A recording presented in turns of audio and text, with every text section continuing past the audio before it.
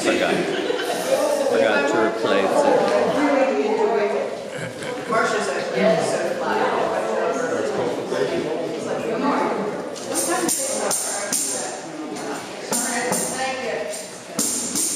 That's okay. Just, did you get some lyrics on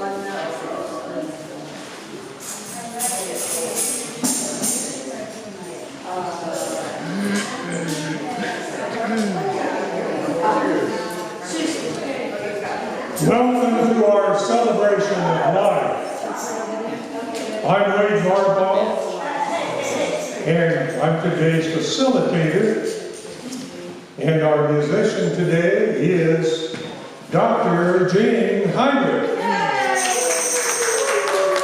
And our opening song is? Our opening song is Wende Yahoo, and this is a Cherokee Native American song that is in celebration of the sun coming up, of the morning. And so I'm extrapolating from that. It's a celebration of us being alive and being vital. So I encourage you, we're gonna sing it. Is there anybody here that's new? Good. So we all know this, so we can just jump right in. And we're gonna sing it first to the east, and then we'll go south, then we'll go west, and then we'll go north, okay? And this moves. Everybody just rise in body and spirit as you're willing and able. May not be nobody hit that note, la la la la la.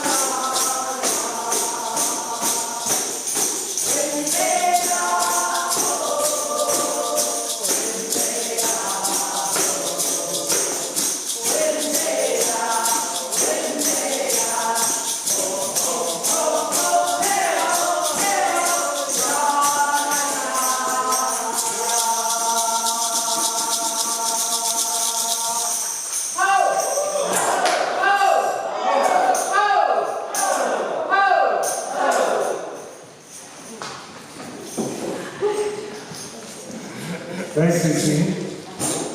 Welcome to the First Existentialist Congregation of Atlanta. We are a spiritual community based on existentialist and feminist principles. We are dedicated to human liberation and protection of the natural world. We make our spiritual home in the old stone church, which was hand-built more than 100 years ago by the African-American Antioch East Baptist Church. We acknowledge that racial hostility drove those African-Americans from the area, and we honor them and the powerful history of this place. We also acknowledge that in the 1800s, the Muskogee Creek people were driven from this land, and we support justice for all indigenous people.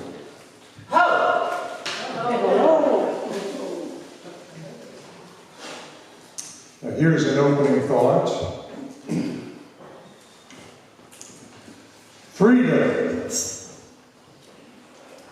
is just another word for nothing left to lose. Nothing. Don't mean nothing, hon, if it ain't free. No.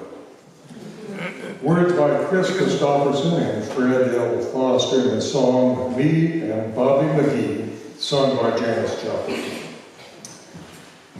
If anyone has community announcements that they would like to share, would you please bring them up to me? We have paper and pen on the table at the back of the sanctuary, and I will read them later in the service.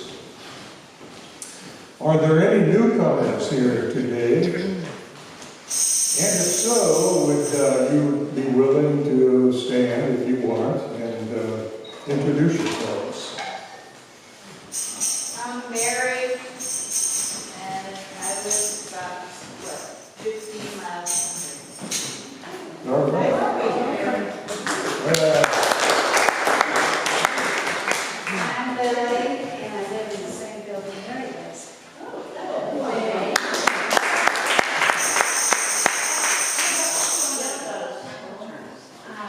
I knew about you years ago. I had a great friend, and her name was Sarah Ann Butler. You might remember her. She has died this year. Once a man.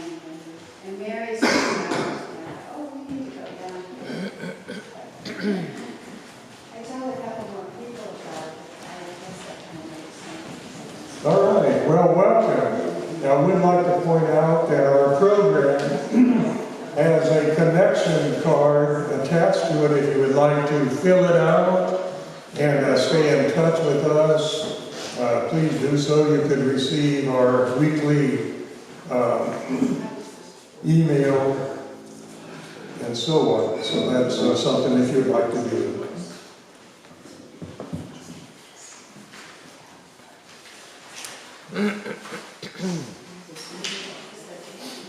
Does anyone have any birthdays or anniversaries to share with us today? If so, would you like to come forward and have us sing? We have one taker here.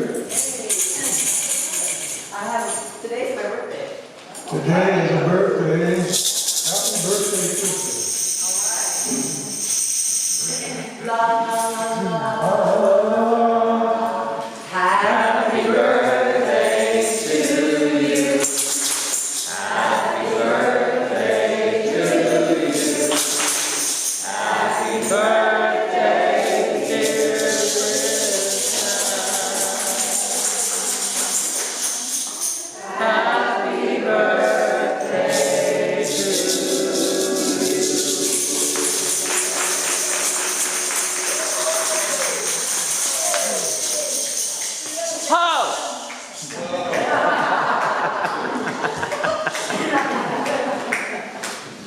And Jean, our next song is... Our next song is We Let the Love Wash Over Us. And remember, this one has choreography. We let the love, so we're like gathering it up. Wash over us. We let it be. We let, everybody want to stand up and try it. We let, gather it up, the love, whatever it is, wash over us. We let it be. Great. And we'll do love, we'll do peace, we'll do, I don't know, I'll color them out.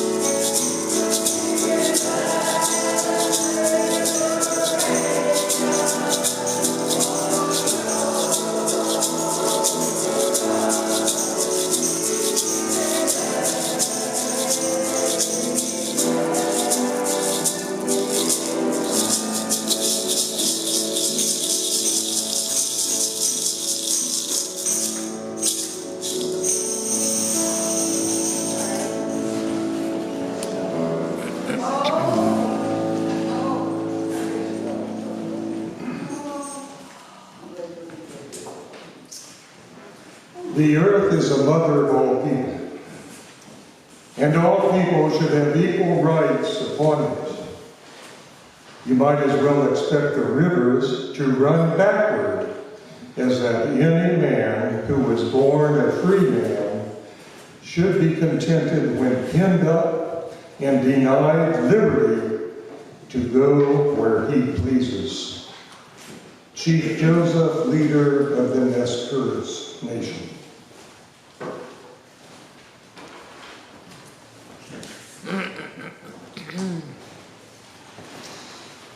We have one community announcement, and that is the giant book and bake sale here at First E. Will be Saturday, June 14th from 9 a.m. till 2 p.m. Look for books, audio books, CDs, movies, and homemade baked goods. And we have these flyers at the back for you to take as a reminder of this wonderful event. And volunteers are needed from Thursday through the end of the bake sale, book sale. So be there, or be somewhere.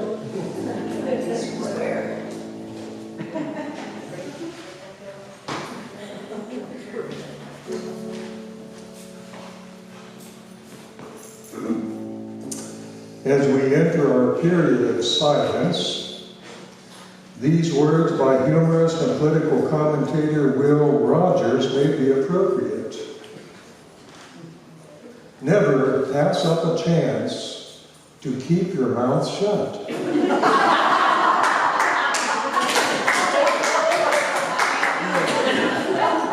This is the time that we set aside for a period of silence for about 5 minutes. There are candles on either side of the sanctuary if you feel the need to light one.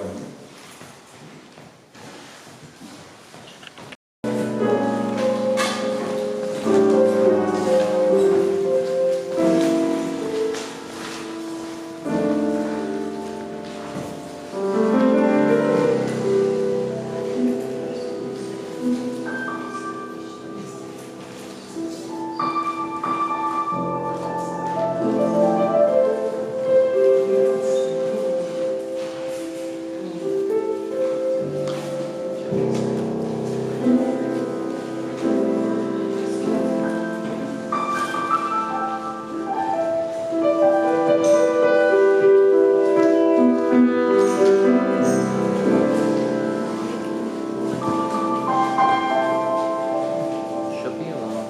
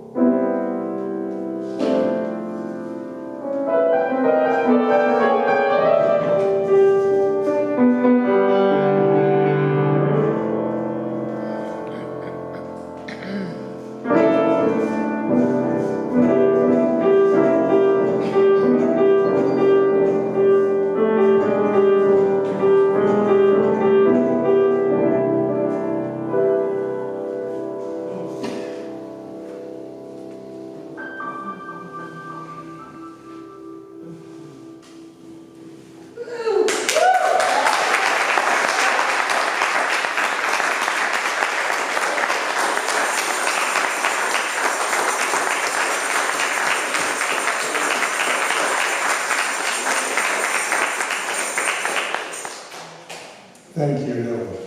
Beautiful. Our speaker today is a friend of us all, Mr. Anthony Knight. His topic is dedicated to human liberation. Thoughts on our collective existence in this moment. Mr. Knight is the African American Heritage Coordinator in the Atlanta Department of City Planning. He is also President and CEO of the Baton Foundation, a Georgia nonprofit organization that serves the emotional, intellectual, and cultural needs of Black boys ages 11 to 17. Before founding the foundation, Mr. Knight worked as a museum educator and consultant. In his capacity at the Department of City Planning, he played a major role in getting this old stone church designated by the City of Atlanta for historical preservation.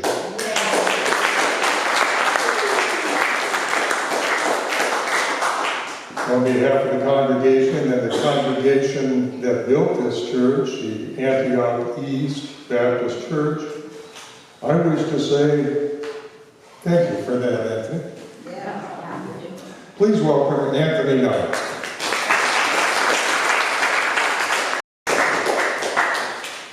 Thank you, Wade, and thank you, everyone, for the warm welcome that you always extend to me. I really appreciate you all. I had to put my cheaters on, as my grandfather would say. It's easier to read as I get older with my cheaters on. Today's topic is dedicated to human liberation, thoughts on our collective existence in this moment. Earlier this month, I attended a symposium at which my colleague, Elizabeth Clapton, presented. Some of you may know Elizabeth. Elizabeth's talk focused on her activities as an urban planner and preservationist and centered the work she does with cemeteries. In addition to other examples, she highlighted the Old Stone Church and its current owners, you all. As the slide for the First Existentialist congregation appeared on the screen, there were a number of images that captured the organization's history. Members of the Antioch East congregation, First E founder, Reverend Lanier Clance, the stone structure itself, and the memorial garden out back. Almost immediately, though, my eyes zeroed in on an image that contained the words, dedicated to human liberation. Something about those words resonated with me and captured my imagination. For all the years I've been associated with First E, that was the first time I realized those words were part of the organization's founding, part of its ethos. But why was I surprised? And why did those words impact me in such a visceral way? The answer to both of those questions most likely lies in the fact that our current cultural, political, and social environments feel antithetical to them. Nothing we've witnessed over the past 4 months reflects a country dedicated to human liberation. In fact, we are bearing witness to and living through efforts to thwart and restrain the natural human impulses of self-expression, expansion, and freedom. I am confused and deeply saddened by the fact that half of those who voted in November thought it was a good idea to put a man in office with the temperament and inclinations we've seen since 2015. Almost a decade of evidence. It's stunning. And given all the facts, it's a decision I don't believe any random middle school age child would have made. Alas, we've been here before. I believe the following quote is attributed to Mark Twain, and it goes, "History doesn't repeat itself, but it often rhymes." Current numbers among scholars suggest that by the end of the Civil War, more than 700,000 men lost their lives, both on the battleground and from illnesses resulting from wounds sustained during the many battles. Most of these men did not own enslaved blacks. And while that is true, it also is true that one did not have to own an enslaved person to sympathize with the prevailing sentiments of the time or to fully align oneself with the accepted racial norms of the day. Further, much as young people coming out of high school or college today dream of and aspire to a life of financial comfort or significant wealth, perhaps owning a large home and an expensive car, surely many young white men of the 1850s and 1860s saw themselves as future businessmen or landowners, and by necessity, slave owners. How do we not understand that many of them were fighting for their futures? They not only were fighting to preserve the status quo of their communities and states, but also they were fighting for that future they, perhaps, wanted personally, for themselves and for their families. The freedom of black women, children, and men all around them did not factor into their decision to go to war. It was personal and selfish in that most basic human way. The physical, emotional, and spiritual liberation of 4 million black souls meant nothing to them.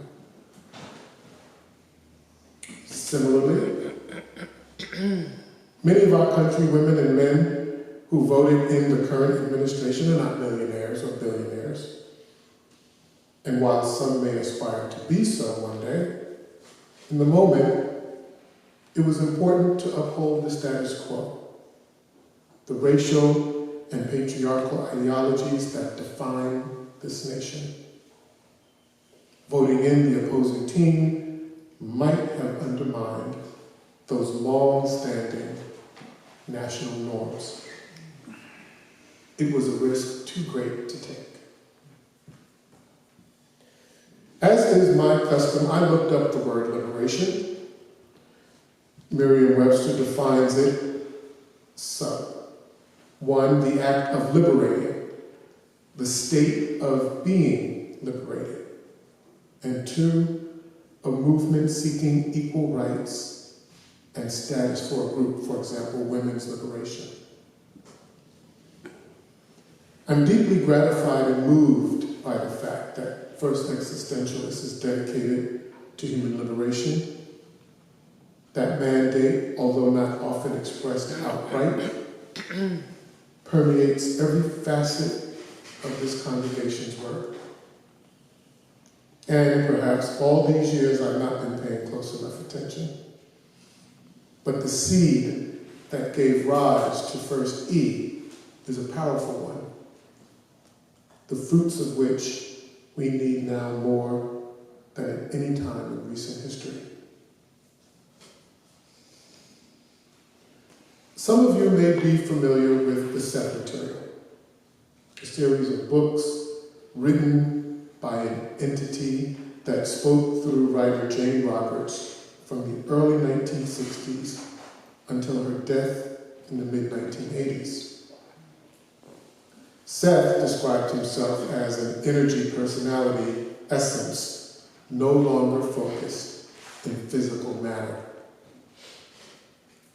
Together with her husband, visual artist Robert Butts, Jane and Robert were given access to and made available for public consumption information about the human condition and physical existence that can change lives. It changed mine. Always interested in the so-called occult, I learned of the Seth material when I returned home to New York in late 1988 from an almost 3-year sojourn in Venezuela. My first job was at Barnes & Noble, the main store on 17th Street at Union Square. I loved that job. The pay was trash, but I was happy as a pig, and well, you know the rest of that. During my breaks, I perused the shelves, looking for books that piqued my interest, which never took very long. One day I came across Seth Speaks, and my life changed forever. During those first months back in the United States, I lived with my mom in Chappaqua, Westchester County, just north of Manhattan. The 45-minute train ride on Metro North provided good chunks of reading time, and I inhaled that book in a matter of days. I could not put it down. It was dense, but everything made so much sense to me. And if you've not read one of Seth's books, I recommend you do so, especially Seth Speaks. Seth places responsibility for everything that happens to us personally and collectively, squarely and unapologetically at our feet. The principal thesis of his material is that each person creates her or his reality, and that collectively we create the reality in which we find ourselves.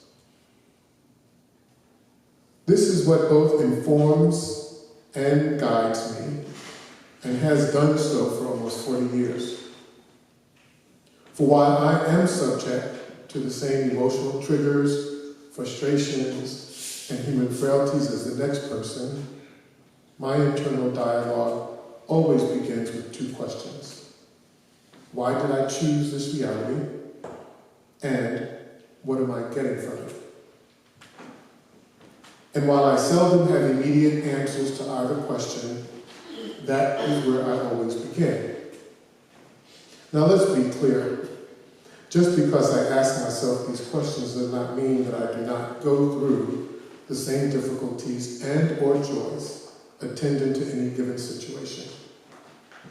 However, by asking those questions, I immediately take responsibility for my situation, thereby giving myself some space and some grace. It allows me to know that, 1, if I don't like whatever is happening, I can change it.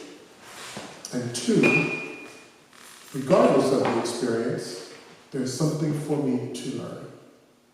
A soul lesson, if you will. Through Seth's teachings, I've come to better know my mortality and my immortality, reassured by the ultimate truth that we are forever. On that timeline, every human life is less than 1/10 of a millisecond. Every human experience practically invisible. So what then of this thing called life and our place in it? We are here for infinitely important and creation-specific reasons, most of which I can only sense. It's like asking a blade of grass or an insect or a mountain, what's your purpose? Something in us knows, though, they are important beyond our wildest imagination. But try to define that purpose beyond the scientific gobbledygook, most likely none of us could. As I've alluded to in talks before, we are part of a phenomenal consciousness-creating, consciousness-expanding undertaking. And for whatever our reasons, individual and collective, we all have made a date to meet each other at this moment in this made-up thing called time. And I haven't the foggiest idea why I did so.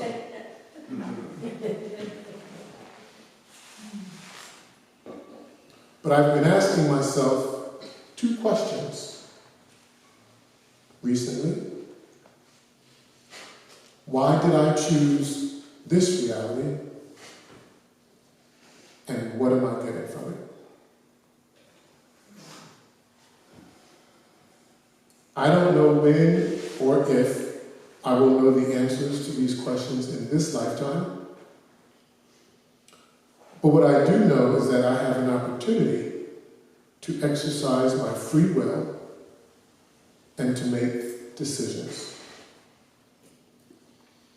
Now is not the time for complacency or mediocrity. Now is the time for action. And that will mean different things for each of us. How do we preserve our peace? And how do we help others as they try to preserve theirs? Each of us is a co-creator of this thing called existence. No one person or no one group gets to decide how it is created or how it evolves. We all do. Your role is critical, whatever it might be. And knowing that I am affiliated with and connected to human beings like you all, individuals dedicated to human liberation, makes the journey meaningful and the burden just a tad bit lighter. Thank you so much, guys.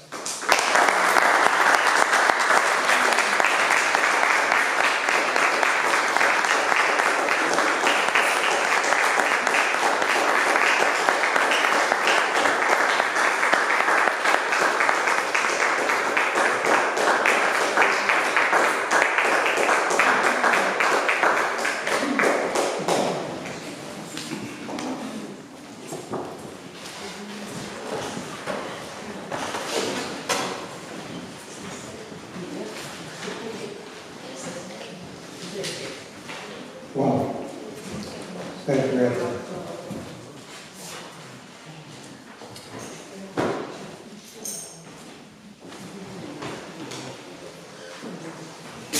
Our closing congregational song is Warnock's song, We Have More Power Than We Know, and that's in the pink handout. We have more power than we know. Please rise as you are willing and able. Yeah. So those of you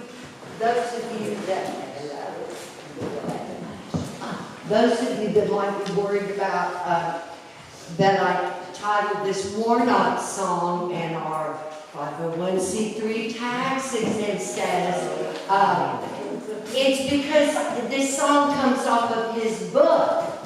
It's not a political statement. I had my story all figured out. Okay, so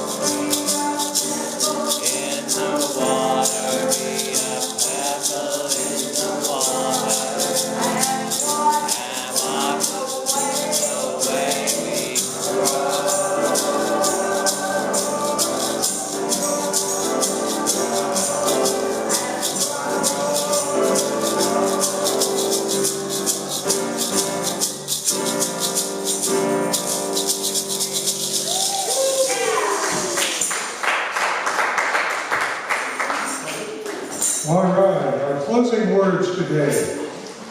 We hold these truths to be self-evident that all humans are created equal, that they are endowed by their Creator with certain unalienable rights, that among these are life, liberty, and the pursuit of happiness. That's Thomas Jefferson, the United States Declaration of Independence. This concludes our celebration of life today, and as Jean suggested, please, tomorrow on Memorial Day, let's remember respect and have sympathy for all the fallen soldiers throughout the world and throughout time. Yeah. And let's all be a co-creator in the struggle for human liberation. Carpe diem.